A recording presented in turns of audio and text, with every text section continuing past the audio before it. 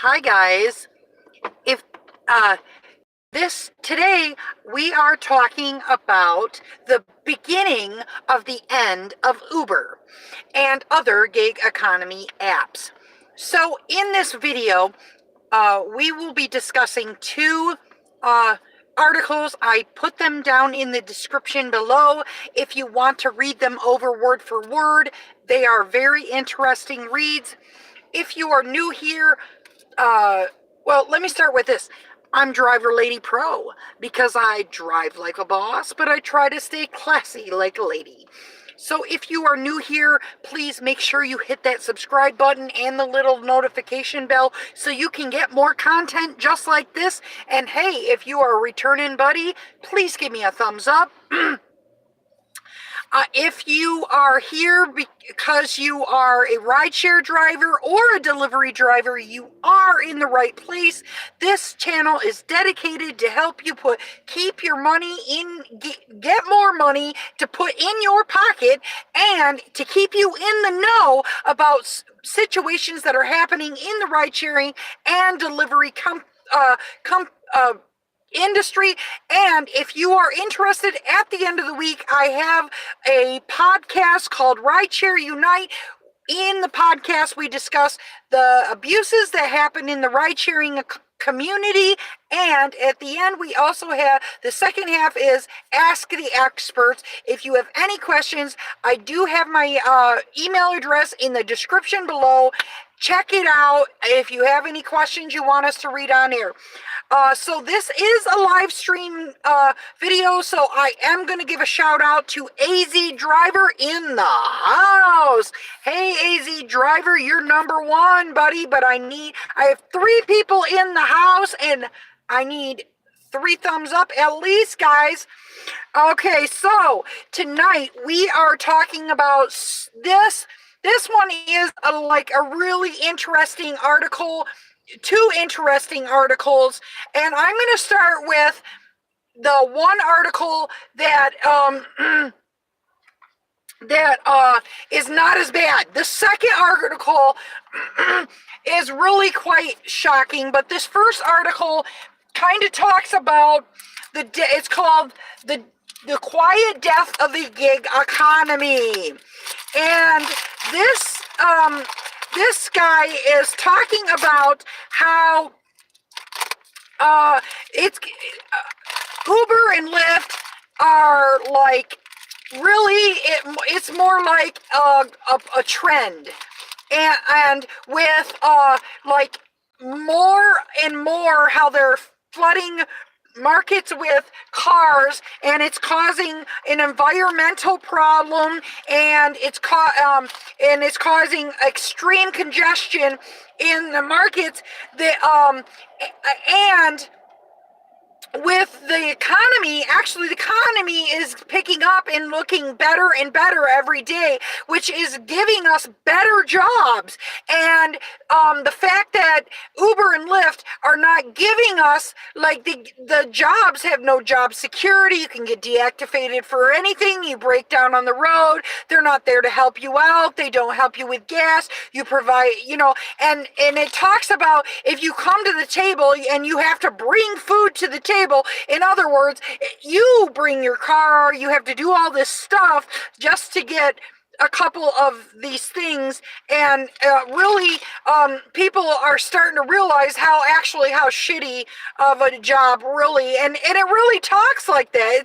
It doesn't say that the phrase shitty, but it's really rough on Uber, and it's saying basically, people are waking up because, like, for instance, Instacart, this is the second time Instacart has been in trouble for stealing tips, and DoorDash is now in trouble for stealing tips. And I saw a thing for Caviar and Postmates because they want to be paid an hourly guarantee, and people on Instacart want to be paid an hourly guarantee. And it's talking about how the gig economy is not, they had predicted that a lot of people are going, oh, the gig economy now it's like 30% of the workforce. But they're saying now that the economy is picking up and getting better, it's not as much as they projected. The growth has not been as wonderful as everybody thought. Let me take a drink of this quick. So some of the people, and other people are coming forward, other scientists, other economy specialists came forward in this particular, the death of the gig economy, and talked about how really even though it's been a big boom for the past 10 years, between 2005 and 2015, it started seeing like a big gigantic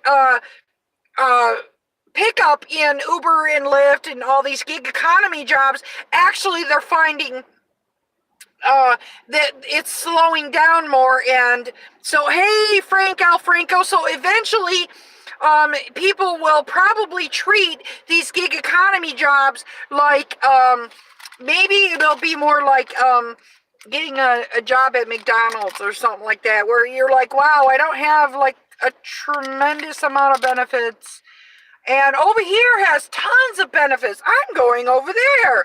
So I think personally, I think Uber's going to see the gig jobs are yesterday. Yes.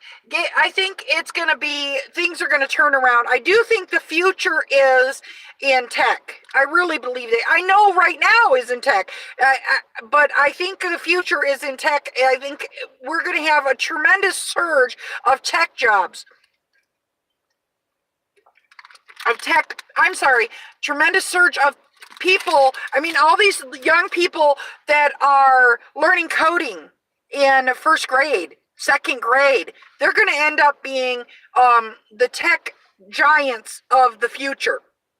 Mark my words. They said, and they talked about how the horror stories of everybody that has to do this job, and you guys know that and people are walking around going, we've been duped, and slowly people are waking up. I know there's few people that are like, this is a fantastic job, we'll let them be, but people are really slowly waking up and realizing, this isn't a fantastic job. And part of the reason why it's not, just because Uber's going to give you $400, you're going to go around and tell everybody it's a fantastic job. I'm telling you guys, I have not gotten a sign-on bonus, but I know you're supposed to worry about your own self, but I am telling you the truth. Uber, I do not like the companies, but this is a fantastic job. But the companies they're not good employers, okay? So I'm not going to sugarcoat, because at the end of the day, a sundae with a big scoop of shit on top it still tastes like shit. And so I'm not going to sugarcoat nothing.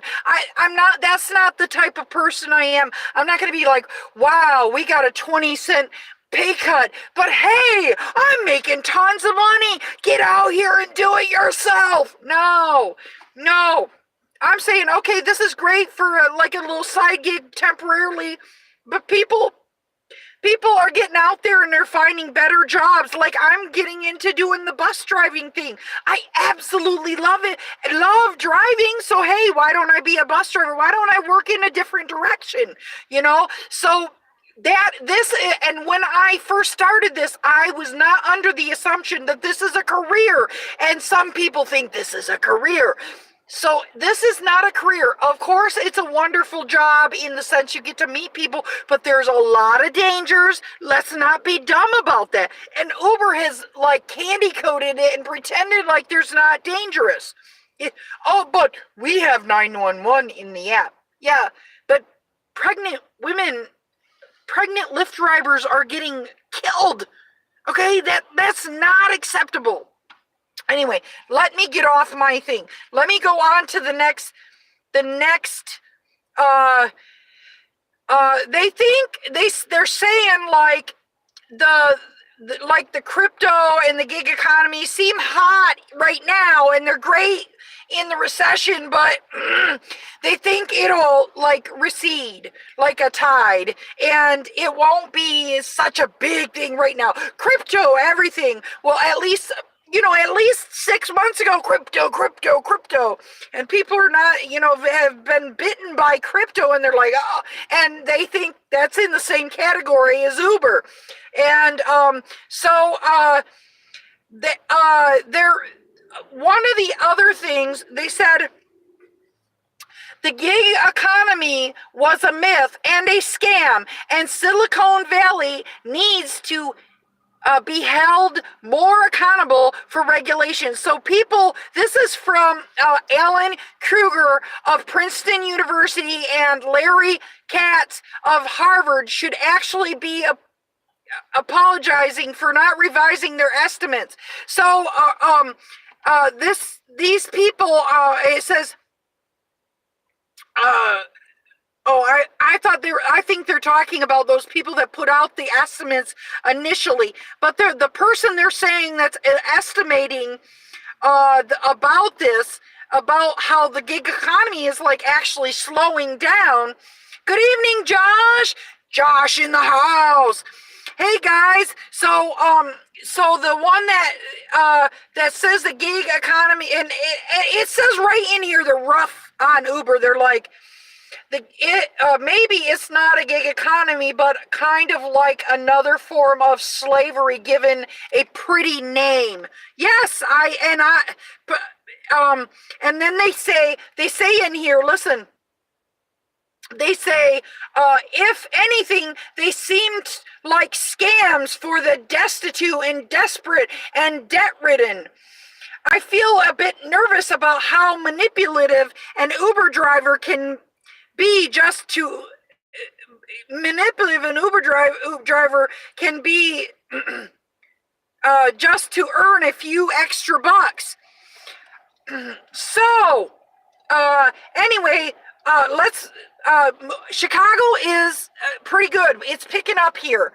So and I'm really waiting for St. Patrick's Day. Oh yeah. I even have an outfit ready and everything. That's my favorite, because when I started the end of February, so I'm coming up on 2 years. So okay, now this is the next one. Please guys, stay with me. I know I've been talking for 12 minutes, but it's talking about Instacart. Why? Because everyone drinks or the river turns green. Both. It's like 20 degrees outside. A green bunny. Yeah, it's 20 degrees outside, right? And there's leprechauns in shorts and suspenders running around everywhere. They're freaking hilarious. It's just like the whole weekend is like a party. It's so amazing. I just love driving it. And the first year that I did it, Josh says he loves the cold. The first year I did it, people were like, I picked somebody up at 8 o'clock in the morning, and they had already been pre-gaming. They were 3 sheets to the wind, and they got them. And we have something called a ping pong bar here. It's called Spin, and they were in, like, we had an awesome time all the way downtown.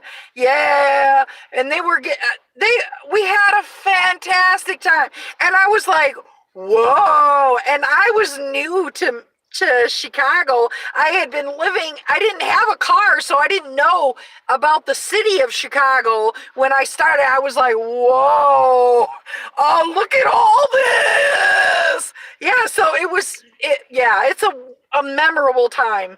St. Patty's Day is my most memorable. Last year it kind of sucked because everybody was doing like delete Uber and I on St. Patrick's Day, but I did delete Uber on St. Patrick's Day, but this year I'm ready. So can you tell I'm excited about St. Patrick's Day?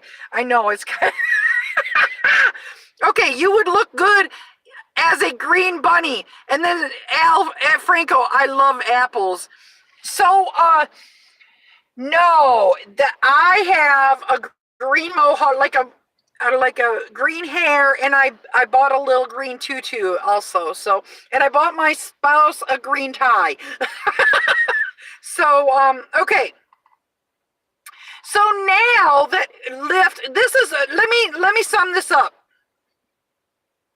Oh, So this is about, it says Instacart last week scraped a controversial policy that used tips to subsidize the minimum payment it promises workers.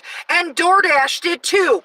And the policy caused customers to feel misled and workers to feel cheated, and ensuring the dust up, which was noted by members of Congress. Yay! Congress is finally getting the picture. We have been in our as a activist, we've been trying to tell everybody, but nobody knows because we don't have tons and millions of dollars to advertise. We did put it on WGN. We have been getting out there and trying to tell people, but finally. So this is why I say it's the beginning of the end. It called to the attention to other unseen exploitations of the gig economy worker. Among them, time spent doing unpaid troubleshooting and tech support for well-funded platforms built on their labor.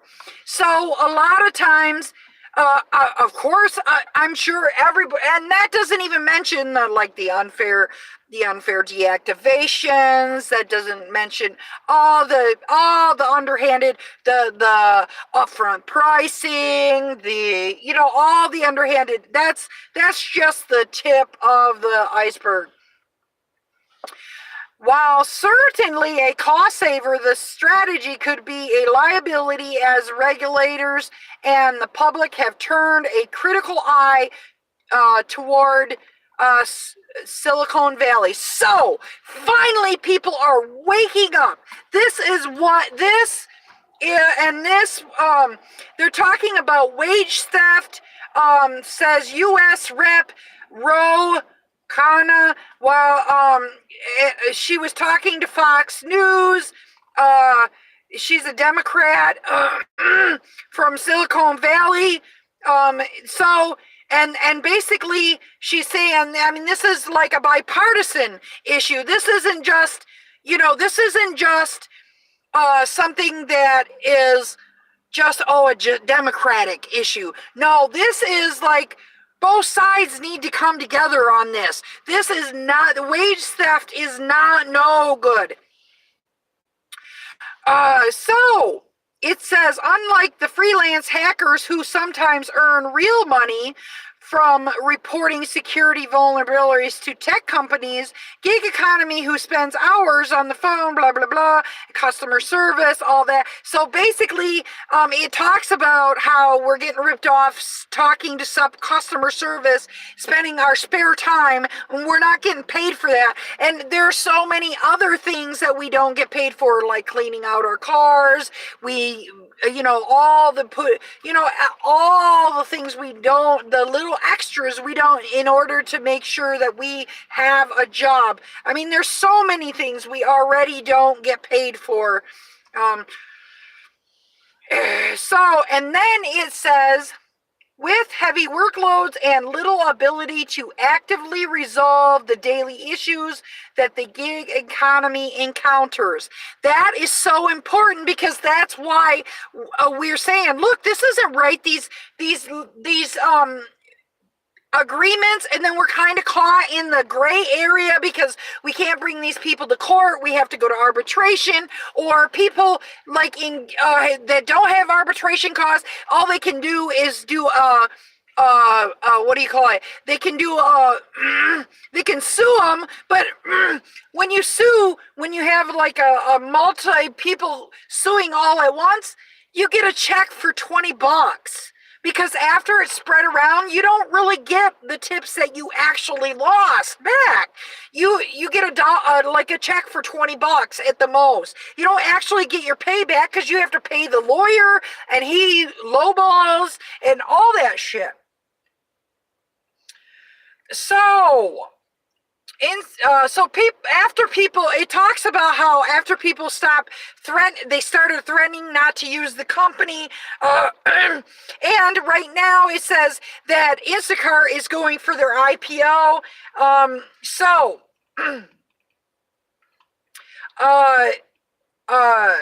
They said, they talked to a Uber driver, Bain. I guess his name is Bain. Oh, Vanessa Bain. It's a her in San Francisco based. No, this is a Instacart delivery worker. And she says that she works a 40 to 45 hour work week, but she only actually gets the pay for 30 hours because she's busy doing like troubleshooting. And when I worked Instacart, they didn't have the proper knowledge of, like, you'd go and they'd want something. They told the customer, oh, we have these kind of Cheerios, and the store didn't actually have those nothing was up to date, and it wasn't properly, you know what I mean? So we were in there going, look, this entire store, every single thing you were asking me to buy, and then the customers are mad at us, and so it's like a catch-22. So I understand what she's talking about, because as an Instacart worker, as a gig economy worker, these companies, they just turn a blind eye to their workers, and they're worried more about the customers. And then I still believe, as a customer I've done Uber Eats before, they treated me like crap. And Uber riders they still don't like the customer service. Did you know on Twitter, Uber customer support on Twitter is just a bot? What a bunch of BS. People think they're actually getting some quality stuff, and these are like canned answers. And the way I know that is because, I don't know if you guys know the channel Dark Road Run. Dark Road Run got on there and started answering the questions as a professional expert of doing this stuff, and these bots are giving like nonsense answers. So anyway, all right, gig economy workers are paid low wage, on which they have to pay taxes and additional coverage of costs, things like car maintenance, accidents, parking tickets, and then they spend 40 hours a week. She said, okay, this is where she said she spent 40 hours a week, but only earns like $500 for 25 hours of actual driving and delivery work. And that is true. And then, so the whole idea of this is, then it talks about more glitches. It's talking more about how Uber drivers are, Buzz Newsfeed, Uber said this was an international they had an international glitch, and people in Uber said that they were getting ripped off. It's Saturday night, Tony, I'm not going home. Tony in the house. Okay, so there's been so many times that the Uber app glitched and ripped people off, but then we call customer support and we're on the phone for 20-30 minutes. I've done this so many times myself, and we're calling them to let them know of their problems, just so we can get $8 for this long period of time that we sit on phone and talk to somebody that he doesn't even know English, doesn't completely understand. They'll say, yes, I understand you, but they keep asking you the same question 5 times. Can you tell I've talked to them before? Churn. So the system continues to fray drivers' trust, which itself could be a long-term problem as companies churn through the labor force. And that's talking about And it doesn't really specifically say, but all you guys know that 4% Uber and Lyft only retain 4% of their drivers. They only retain. So people are like, oh, you've only been driving 2 years. It is not normal to be driving 2 years. Most people are like, screw this, I don't get paid enough. And then other people are like, my car is breaking down and I'm not getting any help. So, and that's why I got to be an activist, because I had car problems. Then it says, it's always a challenge for workers to show that they are being cheated, but these companies are such black boxes that the barriers are that much higher. And of course, the companies have no interest in discovering their errors that might cost them money. Exactly. This is what we've been saying The workers themselves and the organizing groups that are working with them are operating as HR departments as well. So we are operating as our own HR department. We ain't getting paid for it. Okay. So they said, they're really going after this. They're really going after saying we're doing a lot of our own glitch, talking to customer service, all that stuff. But the point of the matter is, it talks about, this is mainly about that, but the main thing that really struck me is that the representatives know, and I've been seeing more articles here in Chicago about how the oversaturation of these companies are causing more greenhouse gases. More people and more congestion, and a lot of the lawmakers just want to put more taxes on us drivers, and that is not. We need regulations. We don't need taxes on us drivers personally. We need them to at least put caps on some of this stuff. And Amazon drivers who suspected the company was like Instacart, using their tips to cover its promised minimum pay, went to even greater lengths to get proof. Algorithms often determine gig workers' pay and is often presented in an opaque fashion.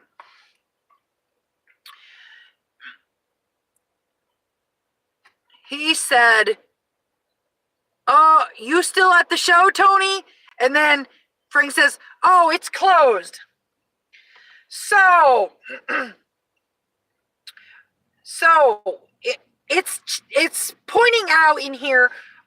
It's really pointing out, and I love this article. But this is 2 articles that are pointing out the terribleness of the gig economy.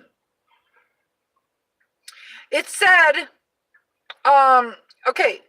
making it harder for them to understand exactly what they're earning and how. According to LA Times story published last week, one Amazon Flex driver actually had a package delivered to his house and was ensured he'd be the one delivering it, so he could leave himself an unusually large tip.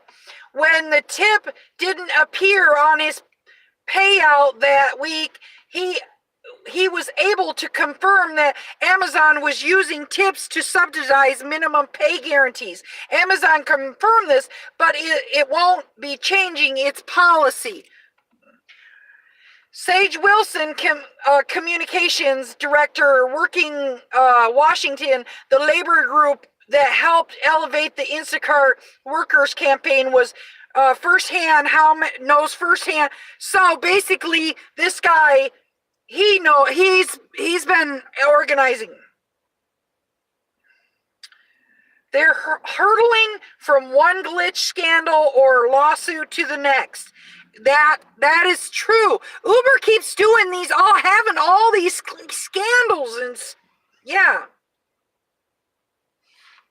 When you're a customer, the glitch is an inconvenience, but when you're relying on income and pay for rent, it's a bigger inconvenience when the thing doesn't work. Let me plug this in. Hold on, guys. Okay. Tony was with a girl at the show. Ooh, I'll have to ask him about it later. Okay, anyway, I don't want to go on, but let me try and wrap this up. Gig economies are plagued by scandals, blah blah blah. Amazon workers who, under pressure and without enough time to find a bathroom, are caught up on camera doing their business outside, go viral.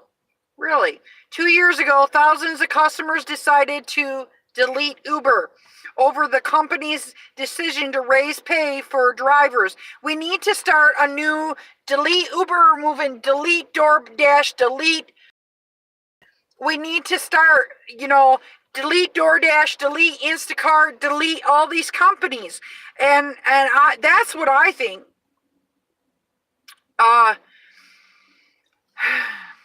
So let's just wrap this up because I don't want to go on and on. This has already been going on for 30 minutes. But I do want to say that it's really refreshing for me to hear all this.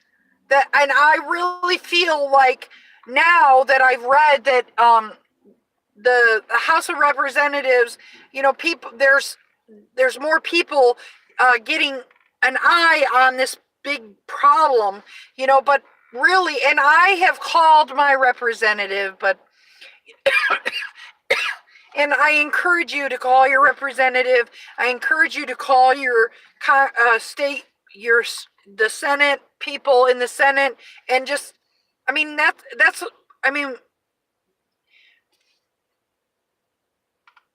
alone can make at least a little bit of a difference. When Lyft decided to lower our pay, I went in there. I know Uber won't listen, but Lyft has listened before. I went in there and I complained and I said, this is BS. And I was not the only one. There was another guy in there complaining. So, and they actually did something about it that time, but I really think that, between you and me, it says, all right, let me read the end of this. We know ultimately we need to not to rely on these companies to self-regulate, said Bain, the Instacart worker who has been part of the organization efforts. They are not going to do it, and they're proving it time and time again. So reality, the only way we're ever going to see long-term lasting change is from external pressure like the law. That's our end goal. Bang, bang, bang. That is a perfect ending to this whole story. That is perfect. So if you like the videos that I make, please guys, make sure you hit that subscribe button and the little notification. And if you are a returning guy, make sure you hit the thumbs up. We have 4 thumbs up right now, and we still only have it's a little late. We still only have one guy in the room. I'm thinking that's Frank L. Franco, our senior class clown, and senior video gamer. But the whole point of this is people been treating me like I'm crazy, and some people are like, Um, Tony did a 6-hour stream from the car show. I didn't see that comment. Tony is over at Dave's. What's over at Dave's? Oh, he's over at Dave's live stream.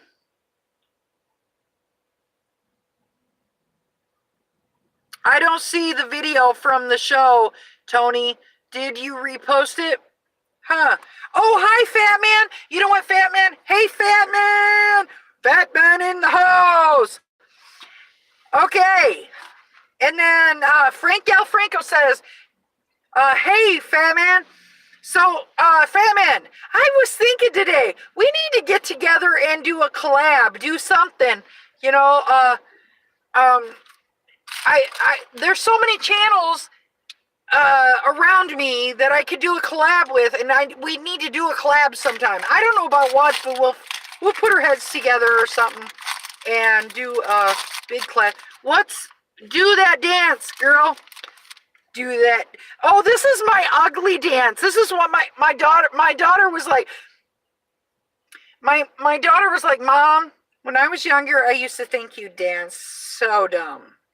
Because she was a teenager, right? Like, now, Mom, I realized I can't dance either.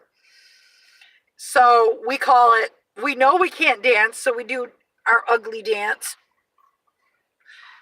We're going to do, this is our plan. We're going to do a ugly dance at her wedding. We're going to get it choreographed by somebody. It was a horrible ride. What was a horrible ride? Did you hear what I said? I want to do a collab with you, buddy. The ugly 3-step. Do, do, do, do, do. I can't dance and I can't sing, but you know, I'm an amazing lover. You got to be strong at something, right? Anyway. Yeah, I heard you. I posted the story above.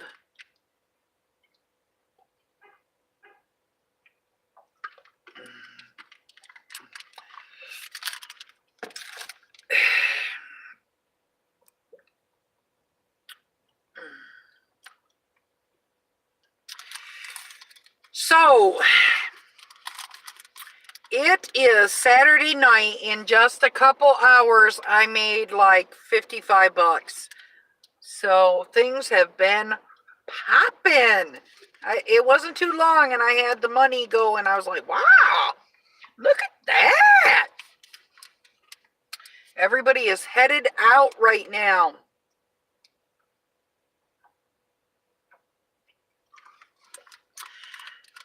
To hell with the dancing and singing. I'll watch Dancing with the Stars for that.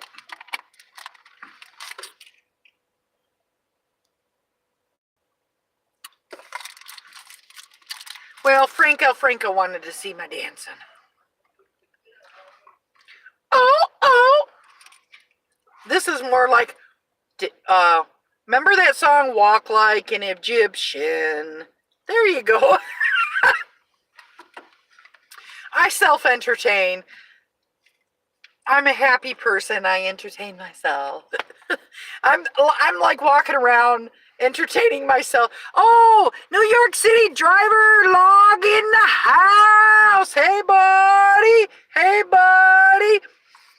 Yeah, I've always been like that. So just like when I was younger, when I was a teenager, I would be thinking about stuff in my head and I would start laughing out loud and people are like, why are you laughing? I'm like, I'm thinking about a conversation that we had earlier that was so incredibly funny. They're like, what? I was kind of an airhead. I still kind of am, but you know, I'm one of those kind of people, all the kids in the park lot say, ooh, walk like an Egyptian. All the kids in the parking lot say, ooh, walk like an Egyptian. Walk like an Egyptian. But let me do my hand. Walk like an Egyptian. Do, do, do, do, do. That was a good song. Yeah. My favorite one recently, or you might not know this one. Well, let me.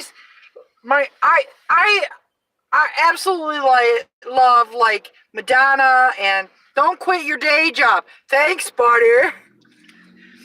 I love like all those old songs. I like big on Prince and Madonna and all those. Woo, wow, bring me back to elementary school. Sorry to date that. Yeah, don't tell anybody. Like a virgin.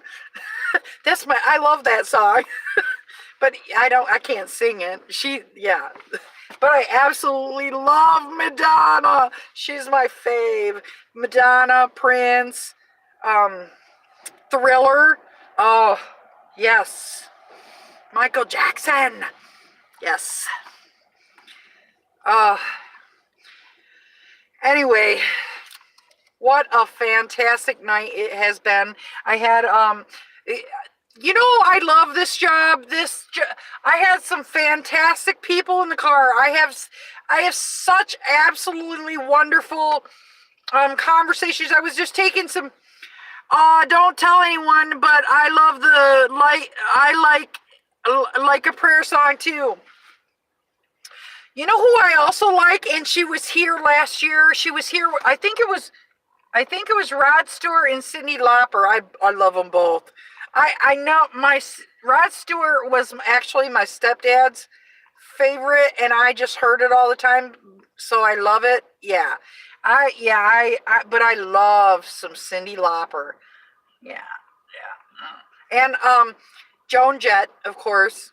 Yeah, for some reason I'm big on girl singers. I just love. I mean, I like guy singers. I love some Metallica. Of course.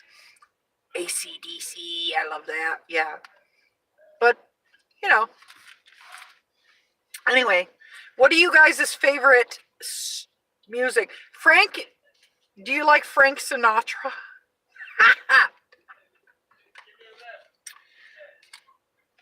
Hey, Cyndi Lauper is cool. I usually don't take on pop when it's out, but years later, I wind up liking it. Yeah.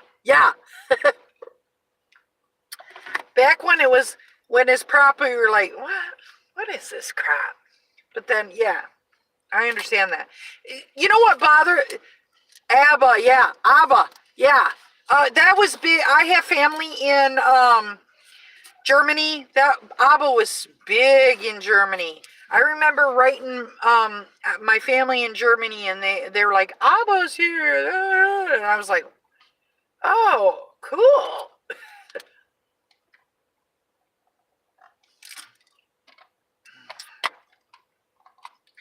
Or what was that? I had it in my head for a second. That's what happened. You have it in your head. You're like, "Whoo, yeah." And what was that? Frank says he always liked Lauper. Yeah, I loved her short hair. You know who I also like? Time After Time. Yeah, I actually sing that in tune. Or kind of in tune. I like Gloria Stefan too.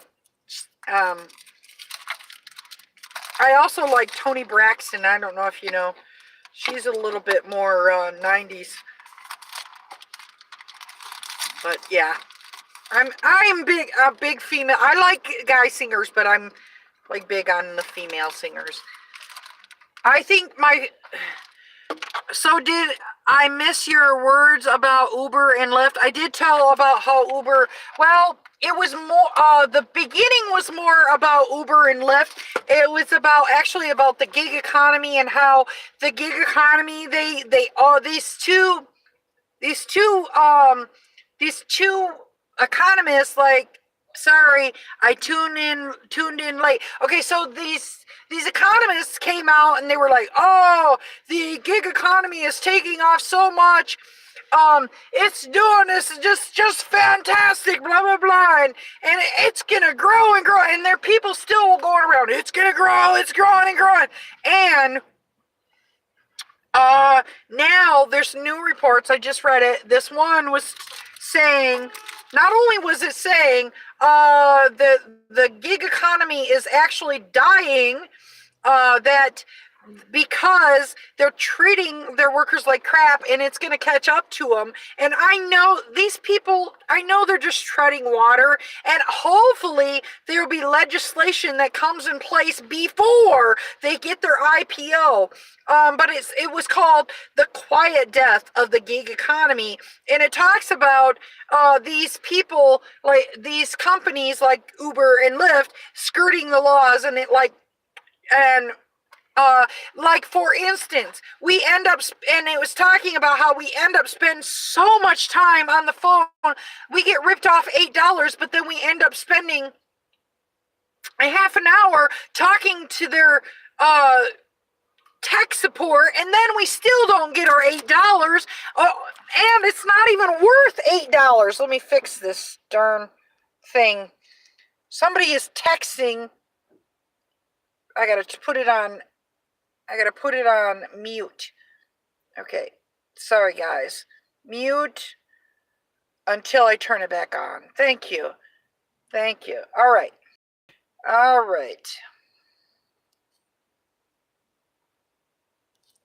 Come on, go away. There we go. Go away, lady. Yeah. Oh, yeah. Don't I know that? He said. Yeah, and it's really, these two articles are really, really, really, like, the word verbiage. I mean, I was like, yes, finally, somebody is catching on. It's starting to catch on. The verbiage just says, like, we've been sold a bill of goods. We've been sold a bill of goods, and you've been sold a bill of goods, and it turned out bad.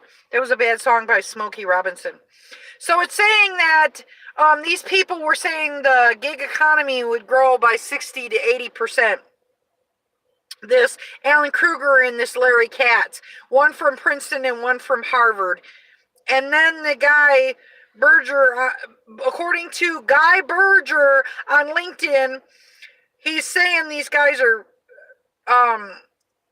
over analyzing this stuff, and they just took into account from 2005 to 2015, and it says the U.S. workforce has grown a whopping 5% points, 7 to 8 million workers.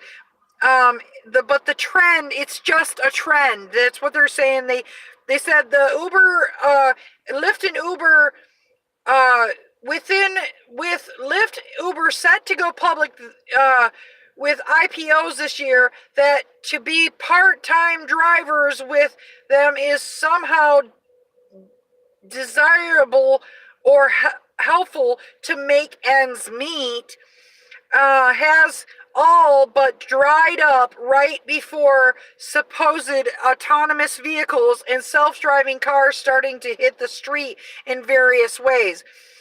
And then it says, indeed, there does not seem to be much sharing and caring for the ruthless Uber amid legal battles, and drivers who make less than a minimum wage are like grunt contract workers, worst kind, totally unprotected. This, I don't mean to read this. I know people get bored by reading, but these words, they're like heaven, ha ha ha ha. So it says in the world of Amazon, okay, Amazon and Uber are buddies. Okay, so Amazon is miserably harsh to bottom feeder workers. Why the heck did we once think the gig economy was some glorious alternative workforce? This is what I've been saying. Yes. May not be the workforce of the future after all. Really? This is not the only article. I went through 2 articles that were saying this. the American labor force is screwed with a skill shortage coming, the likes of which we are rarely seen. But that's another story for another day. I know maybe the skill shortage, but listen to me, Linda. Listen. I really think that we're going to be coding in the future. I really do. And mark my words, I am psychic. Well, okay, maybe psychotic. But I think we are going to be seeing virtual reality movies. I think tech is the future. I think if you want to take coding classes, it's a good idea. It'll help you in the future. Uber to TaskRabbit to your mechanic, so-called gig workers, work task oriented work offered and by online apps has been promoted as providing the flexibility and independence that traditional jobs don't offer. And then but in 2019, if anything, they seem like scams for the destitute, desperate, and debt-ridden. Really? This, I feel a bit nervous about how manipulative an Uber driver can be. I think they manipulated. An Uber driver can be to be earning an extra buck. Maybe it's not a gig economy, but kind of like another form of slavery given a pretty name. I always wondered if maybe when autonomous vehicles come out, we will still own vehicles and subcontracting the vehicles to use for rideshare times. Okay. Uber and Lyft both are trying to make legislation so that we cannot own our own cars. So buy your autonomous vehicles now. So, yes, that's what I got to say on that. And it says, I feel as if Silicon Valley duped us yet again. Really? So, and it's talking about how the gig economy, these Uber and Lyft and all these gig economies, they're working on their pockets. They don't give a crap about us. This is not something I made up, folks. I'm not making this stuff up. Nobody could have thought of or imagined that doing a small gig in exchange for hourly payment could become someone's full-time job. It's a bit like career death. You get used to the work lifestyle perks of the so-called flexibility until you realize just how little you made the year you side hustled in the gig economy or became a freelancer or attempted to be self-employed. It's risky, folks, and I don't recommend it for a minute. This guy is wonderful. I love this. I love this. And this is why it's time to start looking for a real job. That's what I'm doing. I've been trying to be a bus driver for a while now, but it seems I have my CLP. CLP is a bus driver permit, so pretty soon I'll be DriverLadyPro. Bus DriverLadyPro. So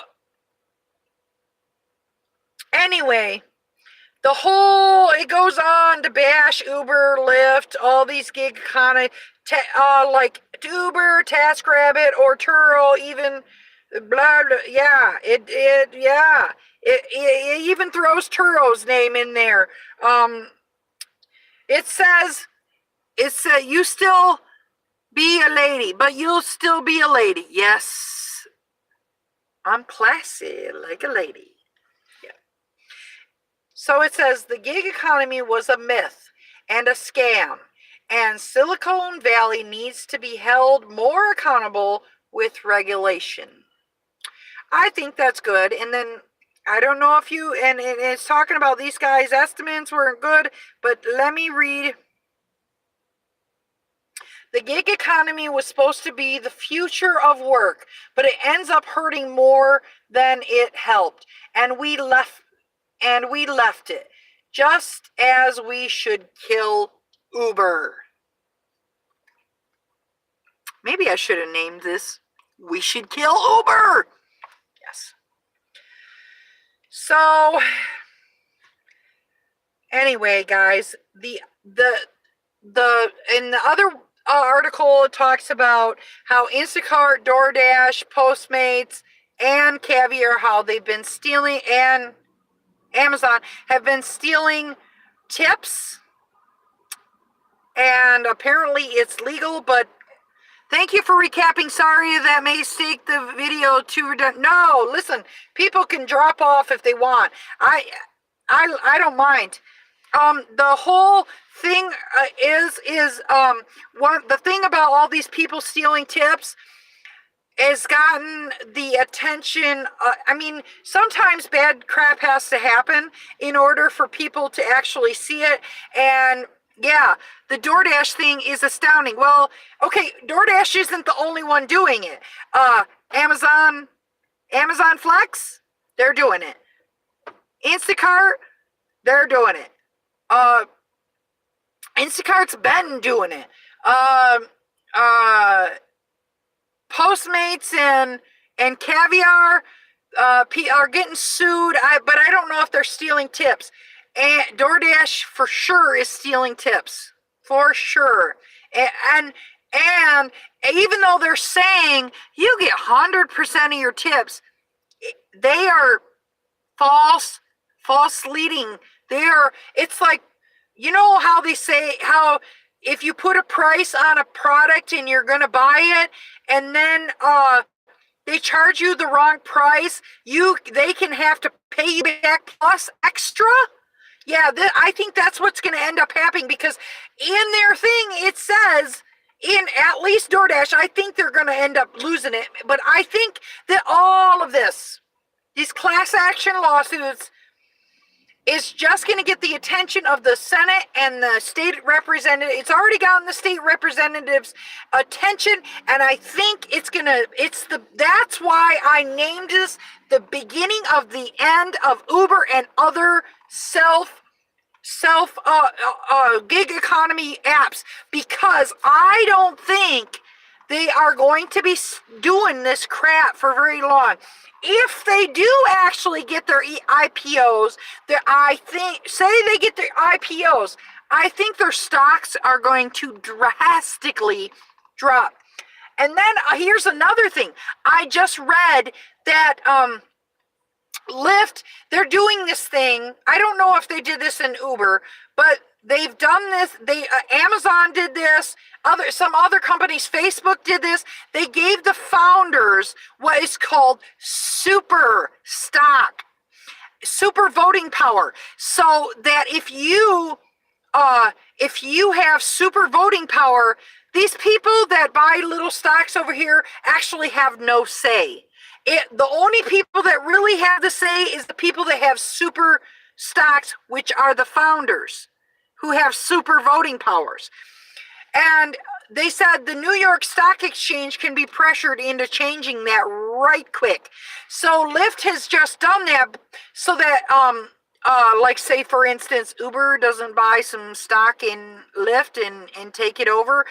But seriously, I'm thinking the drivers are going to buy some stock in Uber and take that shit over.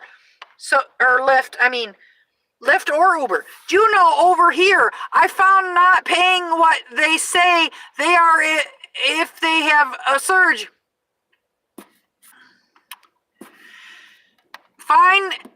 They find that they already met the minimum required pay, so a 20% surge winds up really being a 11% or something like that.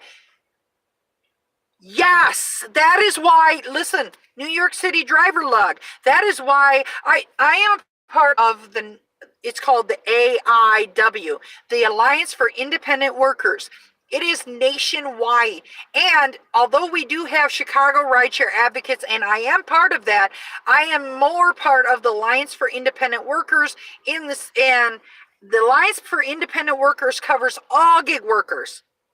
Not just the Chicago rideshare advocates are covering just rideshare, trying to get rideshare here taken care of because of the congestion. It's cutting out our bottom line, but Alliance for Independent Workers is working with everybody, including New York. We have a lot of people in New York working in New York, and the people that changed the laws, some of our people were part of that, but we do have a lot of people in New York working to help New York. These congestion prices, they're putting congestion prices on us workers when the problem is not us. Who is it? Uber and Lyft and the city for giving those damn medallions at such a high price and not leveling the playing field. We need to level the playing field for all drivers. Are they a branch of the Taxi Workers Alliance? Absolutely not. Taxi Workers Alliance or affiliate with them, or their own group. We are our own group. We have a lot of we make contacts with other groups, okay, other labor groups, other truckers, and we do try to work things out with the taxis. Some taxis, they are so bitter that we do have a few taxis here that try to work with us, but most taxis hate our guts. But we're all drivers. And we're kind of working for similar things, you know? So no, we are not the Taxi Alliance, okay? But we are not hating on the taxis. We're all just trying to make a living here, you know? And it's not us that is causing the turmoil. It is these big companies, and it is the government giving these medallions away to taxi, trying to bail their own butts out, their own city. Oh, we need to get some debt paid up, so we're going to sell these medallions, and they're trying to bail their own butt out with these medallions. Yeah, over here the laws were unique, so they didn't pity us against. So they didn't pity us against each other like they are in the rest of the world. Pit us, okay. So,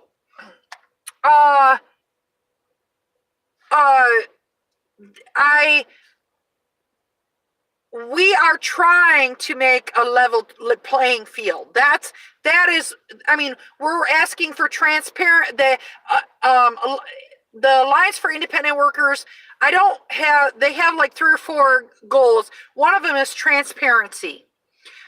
In other words, both the customers and the drivers need the receipts to say the exact same thing, okay? Transparency. So if I get a fee and it says a booking fee, why is this booking fee different each time? And what is a booking fee? And then why do I get a booking fee and a service fee? What in the hell is a booking fee and a service fee? And then why don't I get sale? And they haven't all these just say, oh, we're getting a booking fee. Okay, but they're also getting that extra, right? They're also getting that upfront pricing fee. They're getting the extra from the upfront pricing. So actually what we're getting, chump change, you know? And I explained this to a professor today that actually teaches about Uber. And I said, listen, dude, I said, it used to be when Uber started, we would get miles paid. The miles that is paid, but the customers don't know that Uber is actually, okay, so it usually takes $15 to get to the destination. But Uber charged $30 and puts the extra $15 in their pocket and then takes other fees and stuff out, and we get what's left over. Well, they're lying so much they had to change the contract. Yes, well, they're manipulating the crap out of it. And we know what's going on, and I really, really think after reading these articles we have some Chicago articles here that I don't want to start reading more articles, but I really think the tides are starting to change, and this is just the beginning. I don't think it's going to end Uber altogether, but it's going to put him in a world of hurt. I think Uber is going to be a Sears. Sears is almost completely bankrupt. I think they're barely making it out of, they had to sell off a whole bunch of stores. And I think Uber and DoorDash, I think they're going to get regulated to the point, and we may not have a Lyft. I don't know. And I don't know if we'll have Juno either. But if you are a true independent contractor, what you are able to do is you are able to make your own price. Well, I saw it back then with the state sales tax. The sales tax never matches the ride, which was proving that the ride wasn't paying what they told us they were. Next thing we know, we sued Uber. And it doesn't help to sue Uber, because all Uber does is take investor money and just pay us off. And they don't fix the problem. And the problems keep coming. And people are going to keep suing Uber because they're still unfair deactivate. They're going to pay all these arbitrations. Do you guys understand what's going on with the arbitrations? Okay, each time there's an unfair deactivation or there's something unfair that happens, okay? They paid us all huge checks from all the money they stole from us, and then they changed the contract. Yep. So what happens, Uber has an arbitration clause. And right now they're holding us to the arbitration clause. Every company puts arbitration clauses in, but Uber and Lyft seem to be the only ones that actually make us go, try to make us go to arbitration. But there are tons. I mean, like tons. I don't know the exact number. There are tons of people just in California alone that have gone to arbitration, and each time Uber has to go to arbitration, they would have to pay $1,500 for the arbitration. Okay? So if Uber had to go to arbitration, guess what? They'd have to, for all these people, maybe, I don't know, say it's even 10,000 people. Say it's only 10,000 people. 10,000 times 1,500, that is a lot. That's a big chunk of money. So what they're going to do is they're trying to talk to the drivers and oh, well, we'll give you 11 cents a mile. Well, people that have been doing it for 5 years and got deactivated for stupid crap are wow, 11 cents a mile, that's a lot of money. And then of course you got to take but the problem is, even though you get all that money, that doesn't change nothing. It doesn't change nothing. So you sue, and you're like, wow, I'm going to get some money. But it doesn't change the fact that Uber is still Uber, and Lyft is still Lyft. And I don't know about Via or Juno, but I don't drive for Via. I should try, but I'm just hanging out, doing this thing, but I've had my car. He says Juno is worse. I'm sure. We have Via here in Chi-Town, That's what we call it. Chicago. We have Via. And I don't know if you have Via there.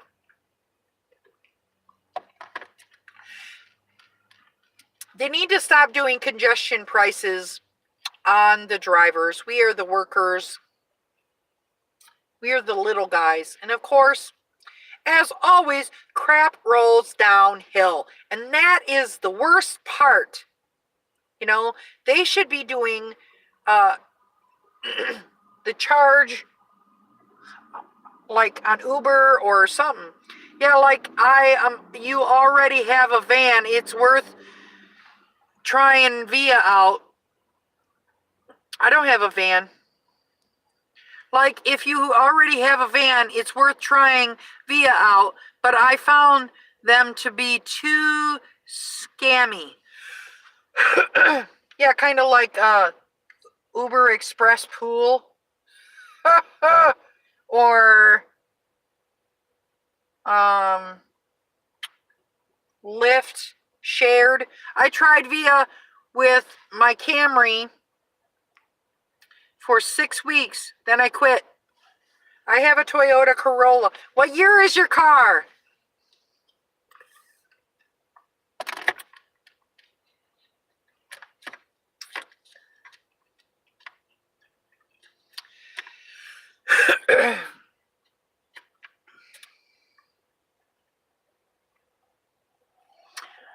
Well, the pickup algorithm for the riders works better. It's a 2016. All right, good choice. I have a 2017. Good choice, but the pay and the admin is awful. Wow. Yeah. I don't know about Via. I don't know. I could try it. I mean, but I could do it for the channel. There we go. Right now I'm trying D-Live. That's my next thing. But right now, well, actually, right now I have pneumonia. They told me, my doctor told me I could go out and do rideshare, but I cannot do anything physically, manually labor because I even though I've taken my antibiotics, etc., that doesn't mean that I can do any manual labor or hang outside too long. So, it takes a while for your body to actually catch up. Some people swear by Via, but no, it's probably not even good with a minivan. Doing with a car is good, gonna be worse. Tony B, I heard you were cheating on me in a different chat. I'm just kidding, buddy. Cheater. So I heard you went to a movie with a girl. What's up with that, buddy?